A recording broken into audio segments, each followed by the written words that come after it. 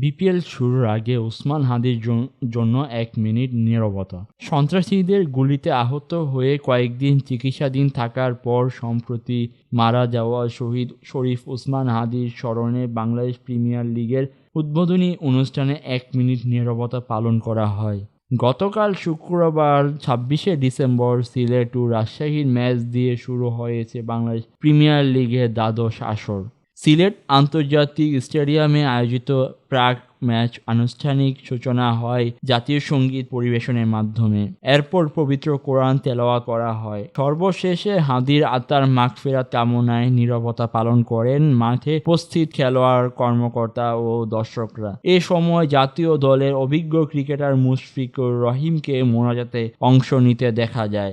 নীরবতা পর্ব শেষে বেলুন উড়িয়ে বিপিএলের আনুষ্ঠানিক উদ্বোধনের ঘোষণা করেন বাংলাদেশ ক্রিকেট বোর্ডের সভাপতি আমিনুল ইসলাম বুলবুল। প্রায় ২৫,০০০ বেলুনের রঙিন হয়ে ওঠে এই স্টেডিয়ামের আকাশ এবং পাশাপাশি দর্শকদের জন্য আয়োজন করা হয় ডে লাইট ফায়ার ওয়ার্ক প্রদর্শনী। উদ্বোধনী আনুষ্ঠানিকতার পর অনুষ্ঠিত হয় দিনের প্রথম ম্যাচের টসে জিতে রাজশাহী সিলেট টাইটান্সকে আমন্ত্রণ জানায়। ম্যাচ শেষে দর্শকদের জন্য রাখা হয়েছে বিশেষ সাংস্কৃতিক আয়োজন। সেখানে দেশের জনপ্রিয় শিল্পীরা নাচ ও গানের অংশ নেবেন। ৬টি ফ্র্যাঞ্চাইজি জার্সি পরে পরিবেশিত হবে কোরিওগ্রাফি। পুরো আয়োজনের কোরিওগ্রাফির দায়িত্বে রয়েছেন মুক্তাদির।